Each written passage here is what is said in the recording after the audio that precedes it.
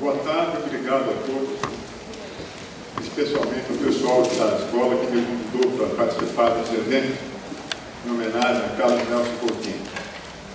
Eu começo lembrando uma frase que diz o seguinte: nenhum homem está acima do seu tempo. Eu não sei quem é o autor, talvez seja Sartre, né? Essa frase me agrada bastante, porque ela reflete bem o caráter monista, né? E imanente da dialética marxista.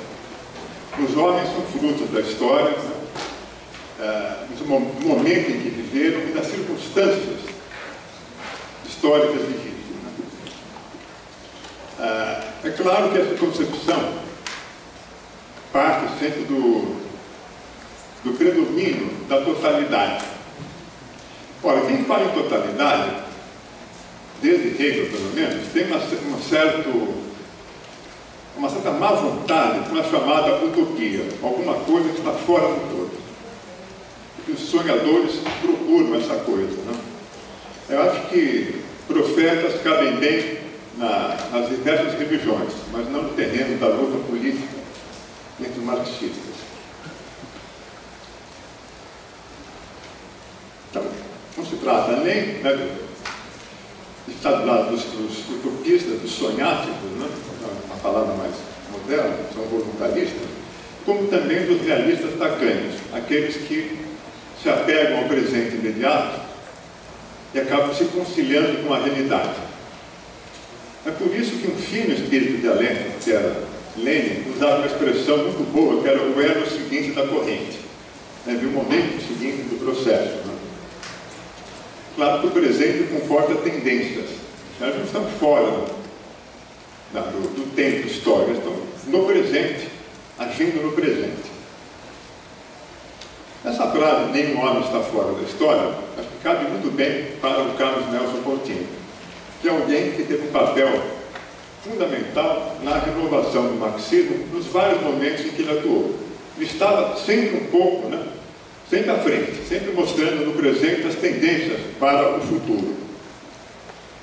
Renovação no marxismo, sem nunca perder de vista, né, a questão democrática e o socialismo. Ele fez parte de uma geração que levantou essas palavras de ordem. Só que dessa geração toda, ele foi o primo inter pares, ele foi o melhor dos iguais. Ele foi, como disse o Leandro Conde, uma figura de exceção. Alguém que estava muito... tem uma estatura teórica muito superior a todos os outros. Falar de Carlos Nelson é falar, claro, do contexto em que ele se formou. O que é um pouco difícil, né, para os jovens aqui presentes entenderem que houve momentos na história brasileira em que havia uma intelectualidade fora da universidade. Isto é, pessoas que tinham uma atividade intelectual e política intensa, mas que não tinham nenhuma relação com a universidade.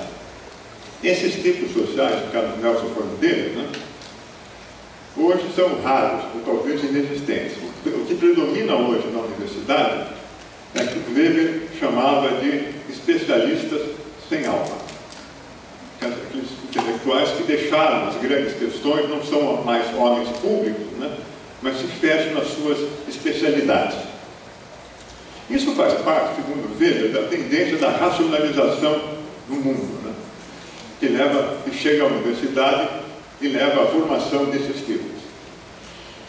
No Brasil, isso é uma coisa recente, mas nos Estados Unidos começa bem antes. Há um texto famoso do Wright Mills, grande sociólogo americano, A Imaginação Sociológica, em que ele mostra já na década de 40, né, a presença do positivismo nas ciências sociais, que produziu um distanciamento em relação à filosofia, né, e um distanciamento com relação à reflexão sobre valores. Dessa maneira, a ciência social se transformou numa técnica, uma manipulação de dados. Isso aí é um novo positivismo. E lembrando, os velhos positivistas, pelo menos, tinham uma clara consciência, né, que a ciência social tinha uma dimensão moral. Eles tinham uma clara preocupação com o destino da humanidade. Isso se perdeu nesses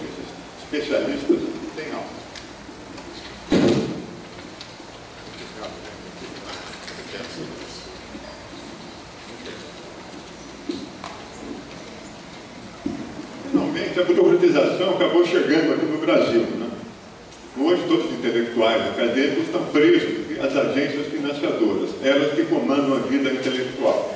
Estamos presos porque a pantofrenia, né? Todo esse processo de vigilância, né? De direcionamento do trabalho intelectual, que deve apresentar resultados rápidos e rasteiros, né?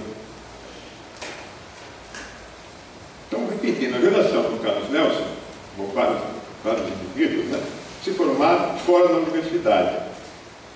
E, ao mesmo tempo, e por isso mesmo, né, o trabalho deles era guiado pela necessidade imposta pelo objeto. Isso é, não havia pressa, né, não havia prazo. Com isso, ele pôde trabalhar bastante, fazer trabalhos relevantes, sem estar preocupado, né, em apresentar resultados imediatos. Então, com isso, ele fez livros, traduções cuidadosas, ensaios refinados.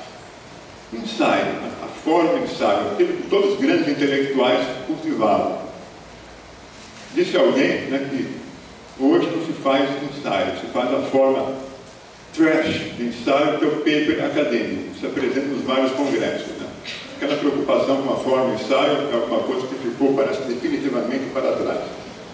Agora, além de tudo isso, o Carlos Nelson tinha um compromisso militante. Então não era um saber desinteressado, né? Alguém estudou a vida inteira, e era militante do PCB. No momento em que o PCB era hegemônico no interior da esquerda brasileira e dava o tom dos debates políticos e culturais.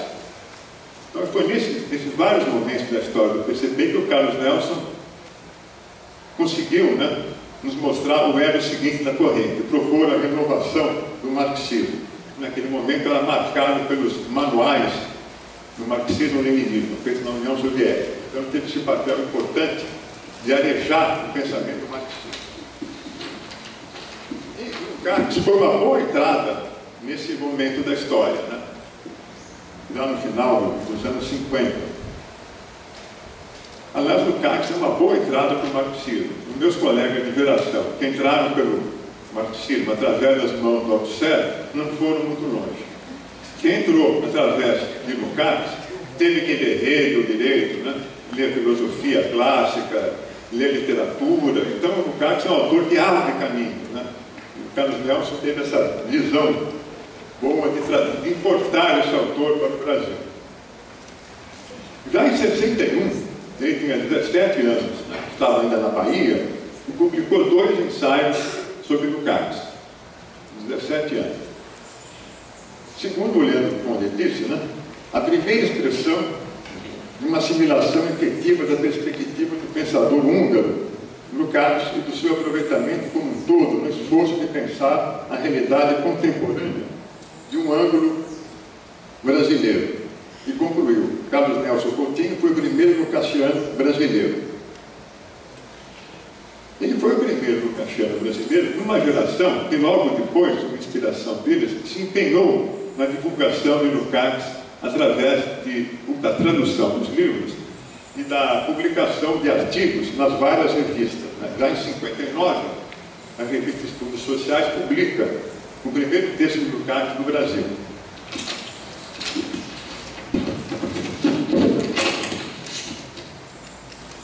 Logo depois, outras revistas como Civilização Brasileira, A Hora e a Vez de Fora, Temas de Ciências Humanas e Novos Rumos, também se dedicaram a publicar textos de Lukács. O Carlos Nelson, além da divulgação, né, era um pensador original. Isso fica claro nos seus estudos sobre literatura. Daniel vai falar. Ele tem 2 ensaios primorosos, um sobre Graciliano e outro sobre Lima Barreto, que são até hoje adotados nos cursos de letras. São coisas antigas, mas que têm vigência, influenciam muita gente. Aqui vale uma pequena digressão. Nesse trabalho, o Carlos Nelson aplica a teoria do realismo de Lukács na literatura. O Lukács, desde os anos 30, né, ele se volta para a literatura e, mais ou menos, tentando superar a sua antiga visão da literatura, que está nos ensaios, na teoria da literatura, e na alma e as formas, né? Onde ele estava preso àquela visão que separava o indivíduo do mundo, colocava um abismo entre a individualidade exilada, né? E o mundo alienado fora. Quando ele lê, né, os manuscritos de Marx, ele rapidamente abandona essa visão pessimista e percebe que entre o homem e o mundo há a mediação do trabalho. E aí ele começa a se aproximar da reflexão ontológica, né? E passa a entender o romance como uma epopeia do mundo burguês. Aquela epopeia que trata não mais de uma antiga epopeia, né, do choque do indivíduo representando a comunidade, né? Mas passa a entender agora os combates no interior da sociedade. Ela está cindida e sujeita à luta de classe. Então, meu caro, para retratar essa nova realidade, né, insiste no método realista. Só ele permite romper com a aparência fetichista do mundo e agarrar um núcleo humano que aparece mistificado pelo processo do fetichismo da mercadoria. Então, em função disso, ele vai enfatizar a centralidade da ação, se opondo aos métodos descritivos da literatura. Vai falar em personagens típicos e não mais em personagens medianos. Que basicamente a ideia de Lukács é entender a ligação entre as forças motrizes da sociedade e o destino dos personagens. Era isso que ele procurava na literatura. Só que Lukács, quando fala sobre o realismo, há uma certa ambiguidade. Porque realismo, para ele, em primeiro lugar, é uma atitude no autor perante a realidade. Logo, é algo que vem desde os gregos até hoje. Mas, ao mesmo tempo, o realismo aparece quase como um modelo de composição literária que ele construiu a partir dos realistas do século XIX, tendo à frente o Balzac. Então, essa ambiguidade vai acompanhar o Lukács, vai trazer algumas dificuldades na obra dele. A começar pelo realismo crítico hoje, onde ele faz uma crítica, né, de Kafka, Joyce, Proust, por se oporem àquele modelo de composição realista.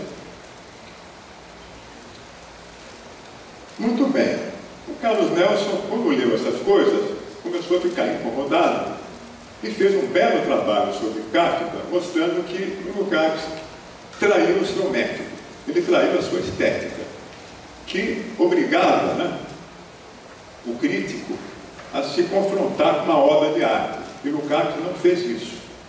Todo o livro dele é montado a partir das declarações dos autores, das opiniões dele sobre o mundo. E Lukács via aí o que é filosofia racionalista.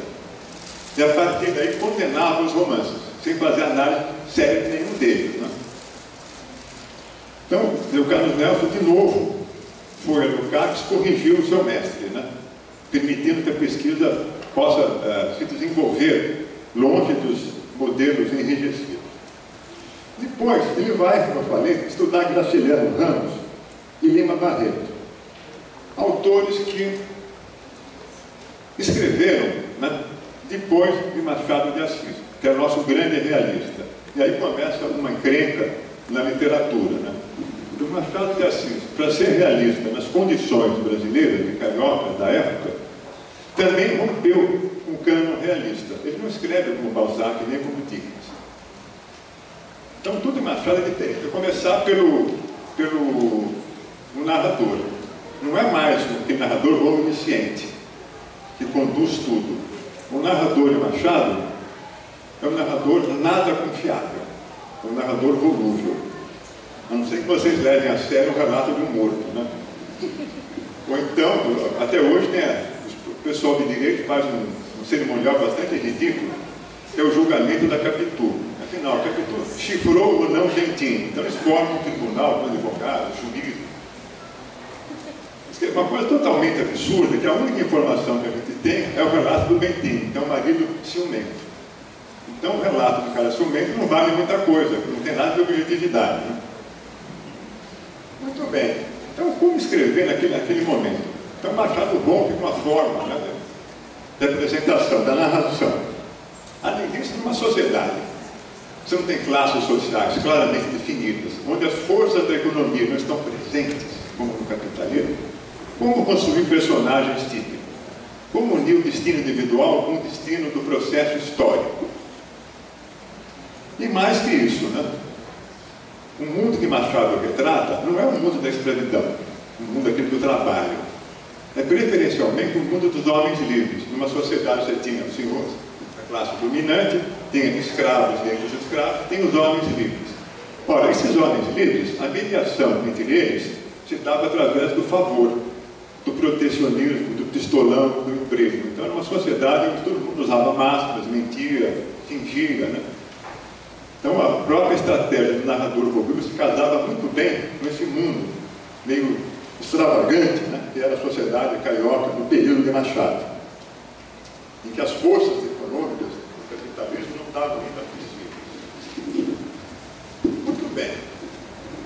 O Carlos Nelson Coutinho, quando vai estudar o Graciliano Ramos, ele pega um autor que precisou se diferenciar de Machado de Assis.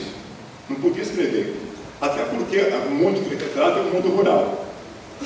Então o Carlos Nelson fez um belo artigo, não quero invadir a área do Ranieri aqui, sobre Machado, sobre o Graça, e depois ele faz um primoroso, né, estudo sobre Lima Barreto, onde fica bem claro que aquela posição de Machado, aquele distanciamento que ele tem no texto, aquela impassibilidade não era mais possível.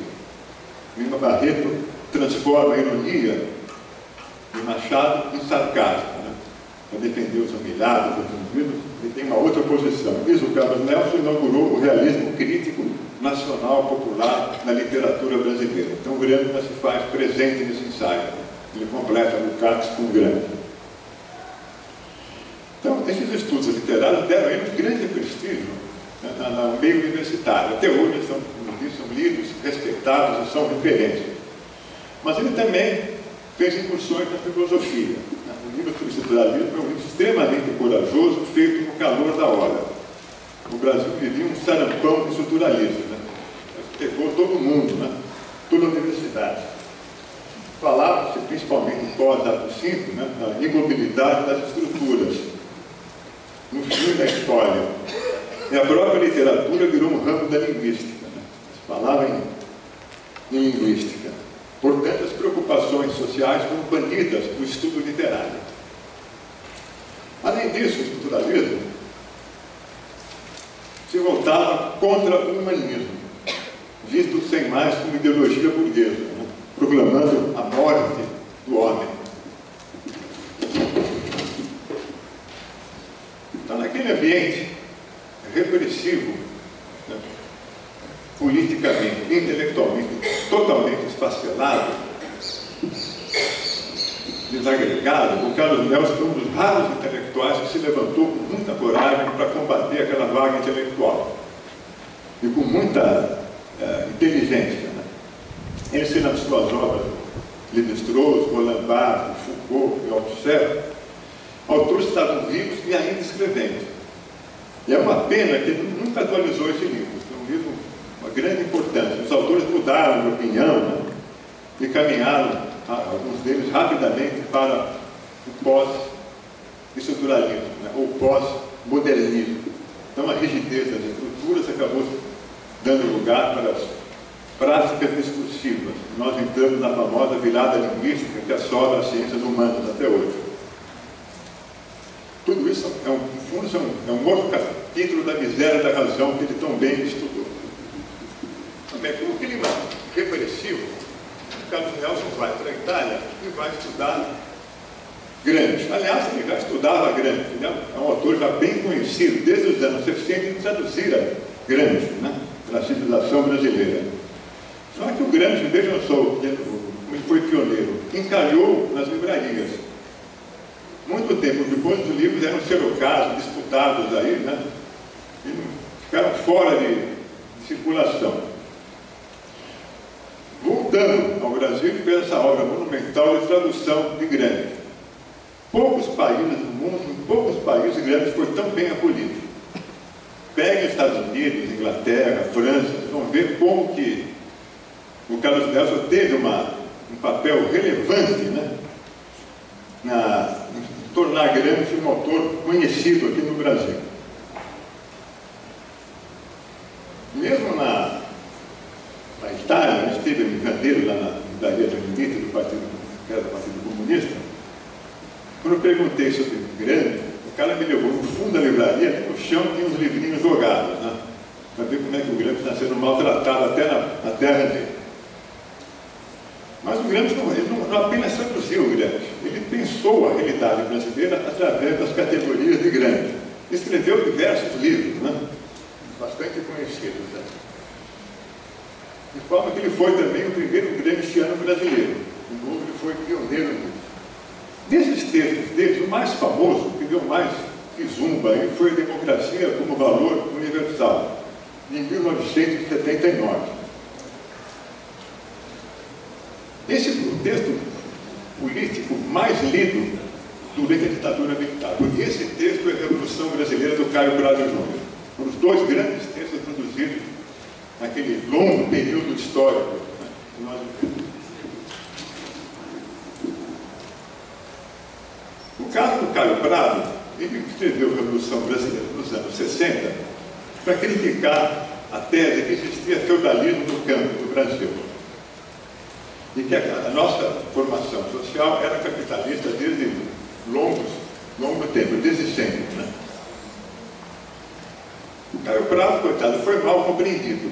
E a tese dele, se não há feudalismo, o país é capitalista, então o próximo passo é a Revolução Socialista, a Revolução Armada. Então os grupos armados usaram o texto de Caio Prado, né, como fundamento teórico para a luta armada. Os dois textos, a Revolução Brasileira e o ensaio do Gunder Franco, o desenvolvimento e o subdesenvolvimento.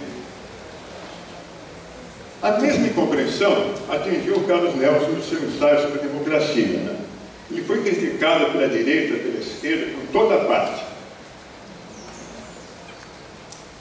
Na esquerda ele foi visto, né, como alguém que abandonou a perspectiva socialista, virou reformista e aderiu à social-democracia. Ou então, a tese da democracia foi vista como uma alternativa a Lenin e, quem sabe, ao próprio Marx. Né?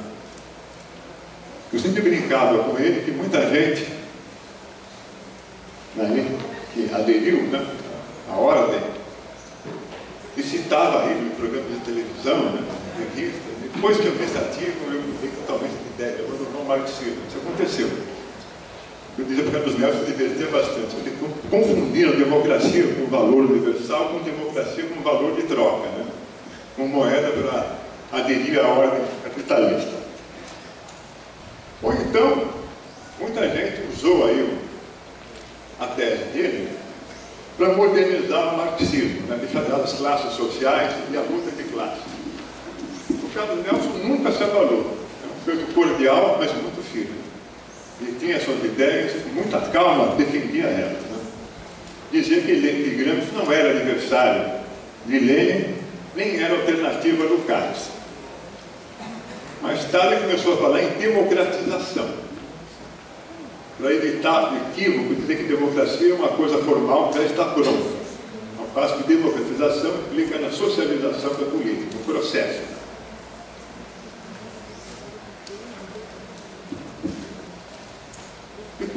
Nos trabalhos finais dele, ele procurou, né, sintetizar as obras de Lukács e Gramsci. Faltava política em Lukács, ele vai lá. Faltava um pouco de filosofia, né, em Gramsci, ele ia lá. Em relação a Lukács, ele sempre acompanhou Lukács e mostrou os seus limites. Ele tinha essa perspectiva crítica, né? E Gramsci, eu sei pouco disso, porque talvez vocês foram alunos deles, conviveram, talvez saibam melhor explicar isso. Para o Carlos Nelson, quais eram os limites de Gramsci? Porque todo autor tem seus limites, né? E ele era muito atento a isso, acompanhar o autor até onde ele vai, e ver como é possível ir depois de cumprida a trajetória. Né? Em suma, ele foi, resumindo as contribuições, né, de divulgação do Cax, de Gramsci, sua posição como ensaísta, como intérprete do Brasil, crítico literário, crítico das ideias filosóficas, ele sempre foi um espírito aberto, sempre estava no elo seguinte da corrente. E eu pertenço a uma geração que deve muito a ele. Ele abriu o caminho para a gente, abriu o caminho para mim em especial. A minha formação na USP era uma sociologia do Florestan Fernandes, uma grande intelectual, mas que era a mistura de Weber, Durkheim e Marx, onde Marx era apenas um clássico da sociologia alemã, né, e não o criador, né, do materialismo histórico. Então, o Carlos Nelson teve esse papel fundamental na minha formação, e eu tenho uma dívida impagável com esse grande autor, né, que muita falta faz nos dias de hoje. Agradeço a todos pelo convite.